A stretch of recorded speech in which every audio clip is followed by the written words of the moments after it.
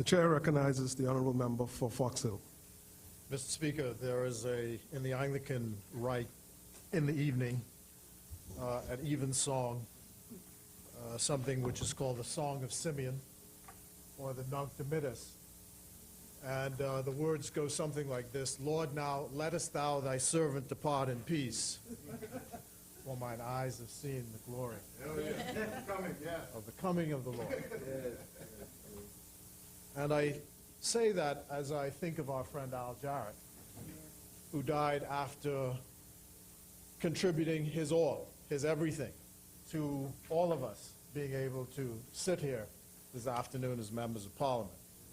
And I want to start off by extending personally my condolences to his wife and his children and his wider family on the passing of his death, which was all too soon.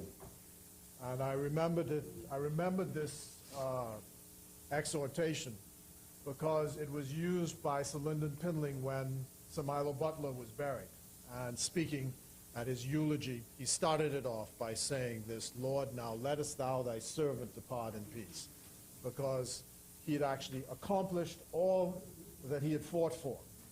And it was a fitting time, if there is ever accomplished life's work. And so I want to say thank you to Al and to his family. It is a privilege, Mr. Speaker, to second this resolution, and I do so. In doing so, I want to congratulate you, and I join my colleague, the mover of the motion, in doing so, and I look forward to a return to fairness and decorum in the House of Assembly, and I have no doubt you're well equipped to do the job. Knowing your family and antecedents as I do, we justifiably expect great things from you and your stewardship in this House of Assembly. We won a great victory, and the PLP represented here in its 29 members are a mix of the seasoned and the new. It is a chance of renewal, a fresh start at getting our country back on track. In my last statement, before the end of the campaign, I said that I hope with the PLP back in office that would mean the end of the Ingram era of bitterness and nastiness in politics. Yes.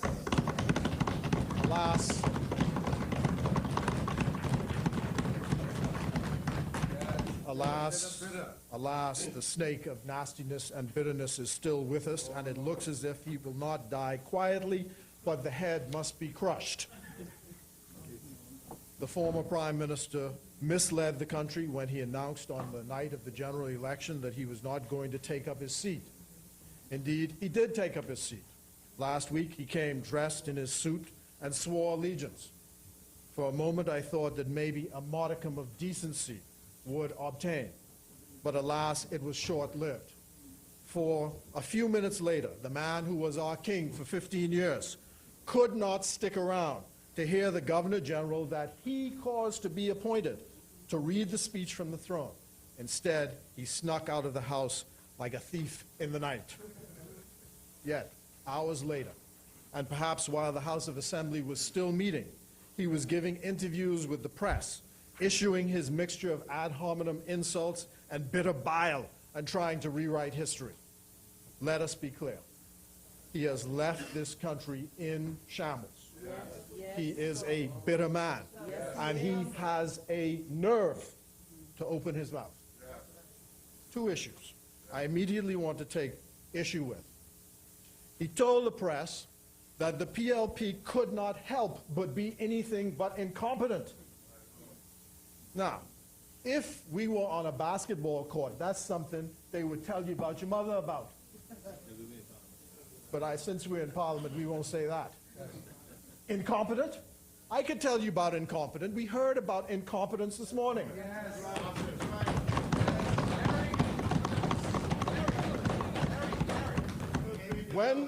When the truth is known, and people ask school children in the future, how do you spell incompetent? They're going to spell it I-N-G-R-A-H-H-A-M. That's how they're going to spell it. Incompetent? I don't understand this fellow. Proverbs says, the Bible says, Proverbs says, there's a time to speak and there's a time to be quiet.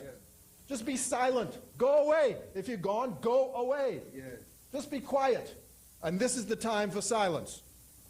You think to yourself, when is this big grown man going to get over the bitterness of his birth and childhood experiences?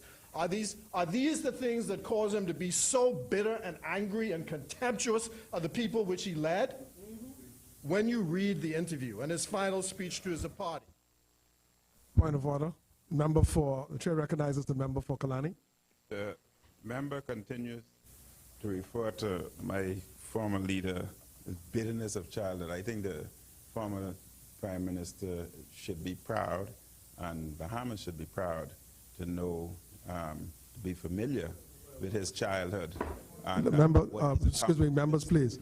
Member for Kalani. I think it's a proud moment for Bahamians to know that you can come from the bottom, you can come from underprivileged environment. Member for Kalani. Thank you, Mr. Speaker. I'd just like to, according to the rules, the point of order is when there's a violation of the rules. But, And I just want that to be noted. A point of clarification, which is in the rules, Mr. Speaker. No such thing. But the member for Fox Hill, kindly continue. The fact is, I agree with him. I agree with him.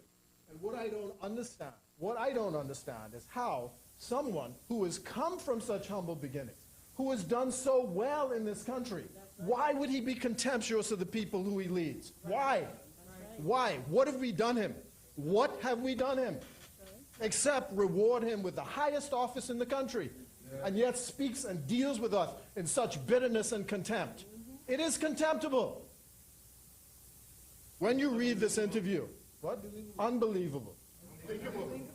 When you read the interview, Mr. Speaker, and his final speech to his party that he abandoned as if it were a dead cat on election night, it is a charter for selfishness and megalomania. I, he says. The words that he accepts the responsibility for the loss of his party, but on the night when he was needed to shore up the troops, he say, fellas, I gone. I gone. The country cannot see the back of him quickly enough. We need to rid this country of this nasty, brutish way, the boorishness, the sleight of hand of politics with crude one-liners. Got him in this place shortly after he became Prime Minister in 2002. Called the leader of the opposition whatless. And that was allowed to stand as a proper word to say about a member of Parliament. Whatless, which is a colloquialism, and everybody knows what it means in this society. As I was walking to the House of Assembly yesterday, and I sat in the funeral of the late Al Jarrett, I thought, you know, I really love this town, Nassau. It's a small town in a small country. And I say that in this small town, one of the joys that everyone knows has about being in a small town is everyone knows your name.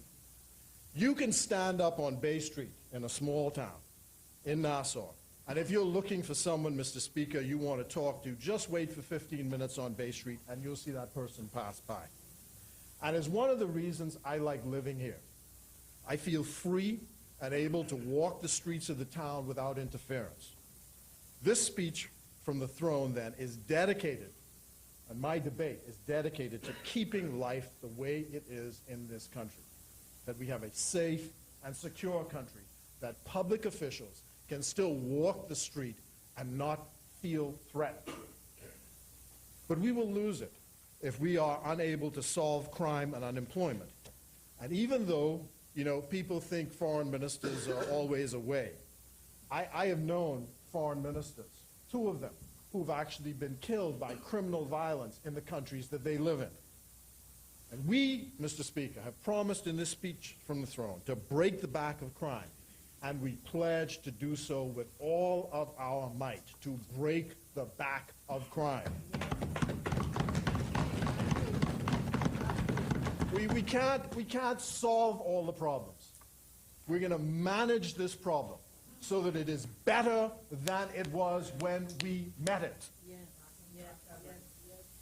Assembled on the team are a group of young men and women full of energy and ideas, and I have some advice for them if they will have it. Indeed, I said to my former colleagues yesterday when we were sitting around the table that, you know, I'm going to say to the former prime minister that they better be careful that I stick around, because I'm the restraining force here. I'm the restraining force. What should have come from him, Mr. Speaker, was a total and abject apology to this country for his conduct. The way he ran the House of Assembly, the disrespect he showed for his colleagues and the public servants who worked for him, the hundreds of people that he sent home summarily and without conscience, his behavior to us during the 5 years, his conduct just last week sneaking out of the House of Assembly. Imagine that this is the last time, he says in the interview, that the House and the nation will see him as an MP and Prime Minister. He's been 15 years as Prime Minister. Only one of three that this country has had. One of three. One of them is dead, passed on to his reward. And on the final day that he turns up to the House, he sneaks out of the House, leaves us. No opportunity to say bye, tribute, nothing, nothing, nothing. On your feet again. You were not recognized. Just wait to be recognized. The chair recognized the member for Kalani. What's your point of order, sir? Thank you, Mr. Speaker. Section 27, subsection F. The Prime Minister did not sneak out the House. That's a poor terminology. The Prime Minister did say to us on this side, we knew in advance at which time he would be leaving. So it's nothing about sneaking. The member for Kalani, that's not a point of order, sir. Oh, Lord. It's again, I would prefer that you not, I would recommend. The member for North Abaco is certainly capable of representing himself, and he could come in this honorable chamber at any time to do so. I don't think that was a point of order. The chair, certainly, I'd like you to be recognized before you speak, sir. The chair recognized the member for Fox Hill. Mr. Speaker, I would recommend for those who have not read it or seen the movie, The Emperor Jones, it's uncanny how that play, written in 1920, shows how people who come from humble beginnings can forget themselves and descend into megalomania that causes them to mistake their good fortune for divine right. My ambitions in this Parliament with regard to this time I have in office are much wider and deeper than anything that I've ever wanted to accomplish. I want to leave this Parliament and its members much better than when I came. I want the Parliament to be the real legislative arm of the government, properly controlling the executive, that members of Parliament don't have to hustle to make ends meet, that they are properly supported, and I want to pledge during my term to assist the House in trying to do that. I think if I can accomplish that, just like the people who came before me put in salaries for members of Parliament, and the leader of the then government, Prime Minister Pindling, said that he did the salaries as a means so persons of modest means could take on this job, we need to deepen our democracy by pledging to further strengthen Parliament. I've said many times in this place in the last session that I don't like the physical environs here. They're too intimate. There's not enough privacy here. These buildings have been occupied since 1815. It's time for us to look toward the future.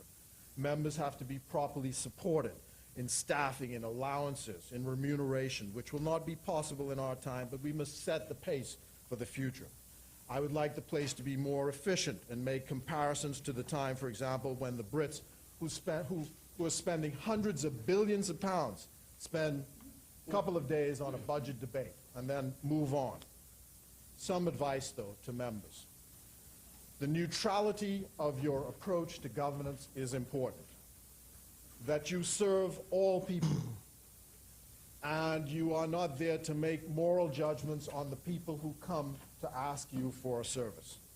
I invoke Martin Luther King's comment that it is the content of your character that counts. Not how you look, not what you say, not what you believe, but the content of your character. And I say this in connection with 6 young men who the day after the election, someone told me, and jobs are the main thing that people are looking for today.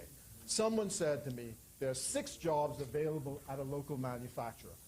And I was happy for this. And I got the 6 names, and I told them, go down to the place, and the jobs would be there. And those 6 young men were turned away from that establishment. When I checked, They said, oh, these guys turned up, they didn't have their hair combed right, they didn't have the right clothes on, they didn't know how to talk, some had earrings in their ears. And I said to myself, you have to count to 10. Because the situation is we have 34% youth unemployment. We have got to find a way to deal with this youth unemployment. And it seems to me that businesses, both in the government and the private sector, have to go overboard to help people prepare themselves for work and to give them work and to treat everybody with dignity. One of the things I can't understand today is why, for example, so many establishments will not hire people who have tattoos on their hands, any visible tattoo. It seems to me the young people of the country, that's what they like, that's what they have on their bodies, if that's what they want to do, that's the evolving standard that's changing. If the thing is not obscene, if there's nothing which is irregular about it, why should you be denied a job for that? And similarly, some people won't hire people with dreadlocks. You know, you're making a judgment about people, and I want to say that the society has to shift toward content of your character. That's what's important. For Fox Hill, I want to finish the community center.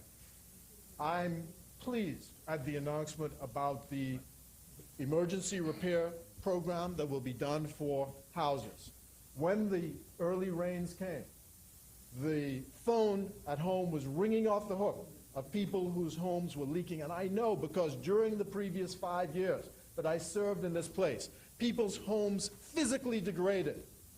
And we had a program. When the Member of Parliament for Golden Gates was Minister of Housing, under the Urban Renewal Program of the Progressive Liberal Party 202 to 207, you simply call the Member of Parliament, and I could tell you in 5 minutes, a crew was down there fixing people who could not or did not have the means to fix their own homes.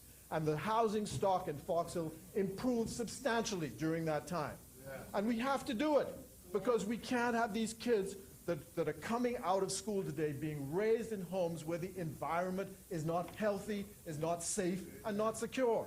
And if their parents don't have the way to do it, the government has to step in and do it. Either we pay now or we pay on the other end. And of course, we hope we have a very successful Fox Hill Day, because this government is now in power. And our position was that Fox Hill Day and Emancipation Day was central to the ethos of our country and who we are. And so we supported that festival. And we didn't have to beg and scrape to get resources from the government. Under this government, Fox Hill Day, Emancipation Day will be fully supported as a national celebration of our identity. Being elected, Mr. Speaker, I've always said it to myself, does not make me a genius.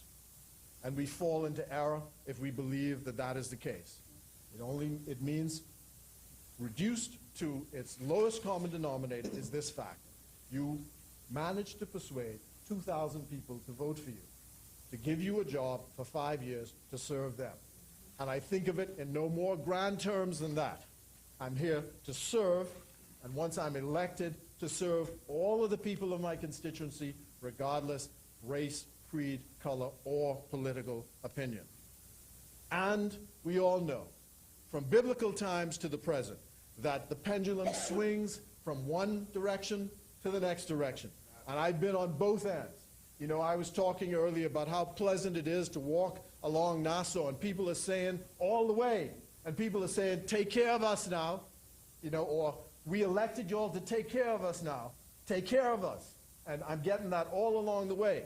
But I've also been along the way when people have called me the worst names you can think of.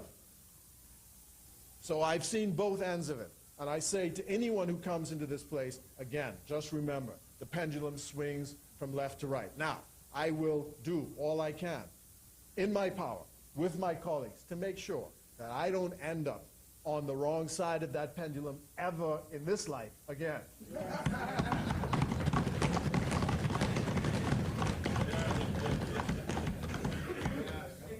All in my power. All in my power. You know, I said to the Member of Parliament for Pinewood, who I first met on a basketball court in the Eastwood in my constituency, and I said to him, you know, you got to come back to Eastwood, and we have to throw a party. At least I think I offered to pay for the party. Right. I didn't? Oh, he said he's going to pay. No. I said we got to have a party. Who was paying? Oh, I see. Okay. I guess I got to pay. But he has to come back. He has to come back to Eastwood because I want him to show the guys on the Eastwood Park that what year was that? 1997. 1997 to the present. In that short space of time, from the basketball court in Eastwood to Minister of the Government of the Bahamas. Yeah. And that's what you can become. And that's what I'm saying is an example we have to keep showing the young people of this country. I'm happy that the Prime Minister has pledged and affirmed that BTC will be ours again. Will be ours again. And so, Mr. Speaker, I'm pleased to be able to say these few words today. I pledge as the Immigration Minister a space now being occupied by I'm now occupying by my mentor, once occupied by a man who I consider my mentor, Loftus Roker, and I pledge to strictly enforce the laws. But there is a conundrum of revenue versus enforcement, and we will have to cut through that Gordian knot. Illegal immigration is one thing, but the question of legal immigration must also be looked at.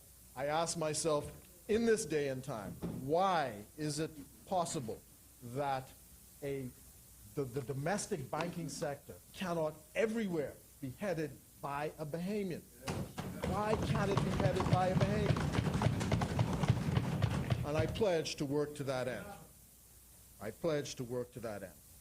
And so I leave you with this final story. As I was walking up here yesterday, a man passed me, I was passing by, and he was washing the window.